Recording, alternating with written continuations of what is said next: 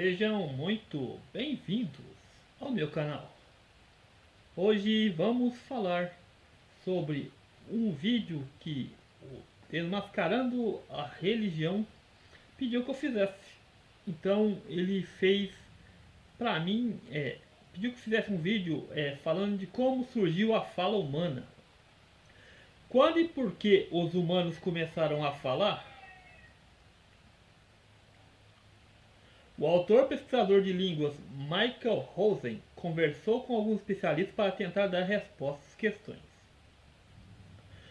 Só os seres humanos usam a linguagem verbal, algo que nos torna únicos em todos os animais, diz Meg Tallerman, professora de linguística da Universidade de Newcastle, na Inglaterra. Essa capacidade de conversar é vista como uma das principais transições do processo da evolução, e por isso as pessoas se interessam há muito tempo pelas origens da linguagem verbal. A língua é uma das mais complexas características que nos tornam humanos, diz Robert Foley, antropólogo e professor de evolução humana da Universidade de Cambridge. Linguagem verbal pode ter meio milhão de anos. Se você acha que os hieroglifos são antigos, você precisa repensar. Atualmente, existem mais de 6.500 idiomas no mundo. Como os cientistas podem descobrir qual o mais antigo? Quando se fala em linguagem antiga, podemos pensar que o sânscrito, egípcio antigo ou dialeto babilônico. Mas isso não está nem perto do início da história, diz Tallerman. A maioria das línguas que chamamos de antigas não chegam a ter mais de 6 mil anos e são fundamentalmente as mesmas línguas de hoje. A real origem da linguagem verbal pode ser rastreada em um período que vai pelo menos a 50 mil anos atrás, mas a maioria dos linguistas acha que a origem é bem mais antiga que isso. Muitos de nós acreditam que começou há mais de meio milhão de anos, diz Tallerman. Ancestral em comum. A evolução da linguagem falada pode ser rastreada até meio milhão de anos. Apesar da riqueza da variedade, as línguas do mundo hoje, é possível que todas as nossas línguas atuais sejam descendentes de um ancestral comum. Mapear isso é possível, em parte, pela biologia da nossa evolução. Genética indica que todos nós viemos de uma população relativamente pequena na África, embora possa ter havido algumas línguas que fora dessa linhagem, as que vemos hoje provavelmente descendem de modificações da mesma língua. Evidência fóssil. Os fósseis dos nossos ancestrais dão algumas pistas de quando começamos a conversar. O discurso, de certa forma, é uma respiração elaborada, diz Foley. Estamos respirando um enorme controle para reproduzir som. Para conseguir fazer isso, precisamos ter controle muscular preciso sobre nosso corpo. Nosso diafragma é mais desenvolvido e tem muito mais nervos que o diafragma dos nossos parentes mais próximos e sem falar os macacos. O resultado de todos esses nervos é que nossa medula espinhal é um pouco mais grossa nessa área que a dos macacos, e a coluna vertebral também precisa ser um pouco mais larga.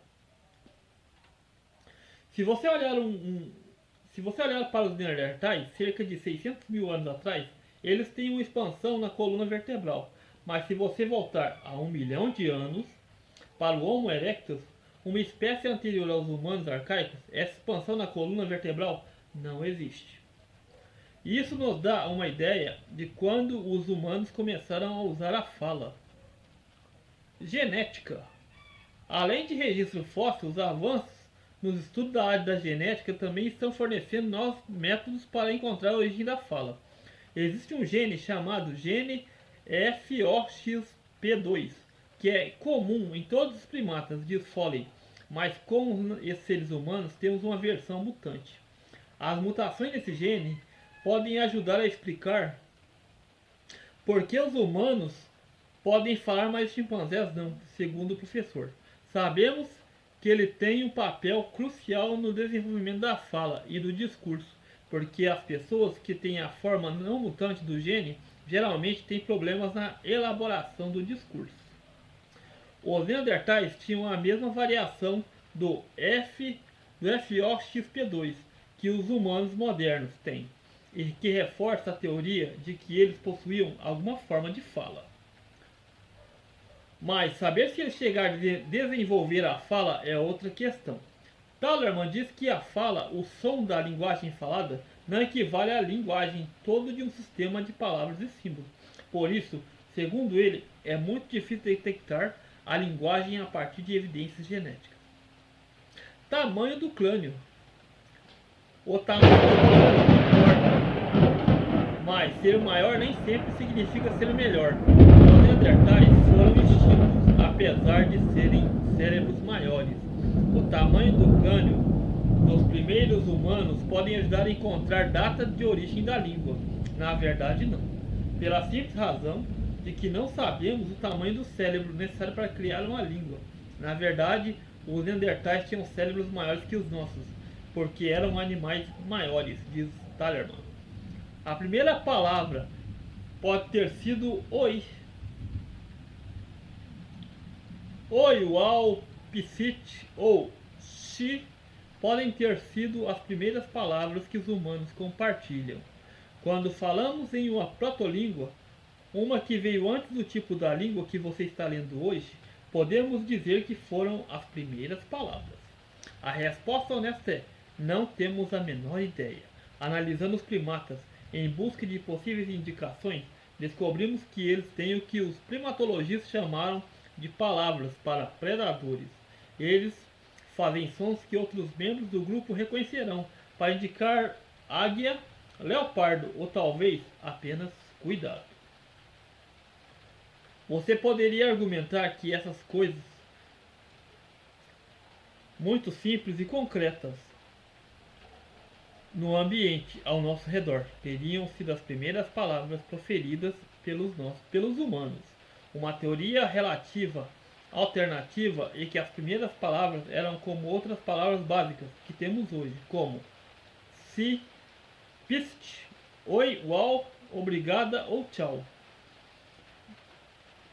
Todas essas palavras apareceram em todas as línguas e que elas têm em comum é que elas não têm sintaxe e que a regra de organização das palavras para criar frases bem formadas em uma língua. Refeições podem estar em trás do desenvolvimento da linguagem. Os primeiros humanos podem ter começado a cooperar e a falar mais, para explorar o ambiente e comer diferentes alimentos. Segundo Tallerman, nossos ancestrais começaram a vasculhar e guardar carcaças de animais deixados por grandes predadores. Mas se você quiser se deliciar com os restos de uma carcaça que um bando de hienas atacou, então é melhor que um monte de companheiros com você, porque será muito perigoso, diz Tallerman. A comunicação também é útil, caso você encontre uma boa carcaça e precise informar os outros membros do grupo onde está a comida.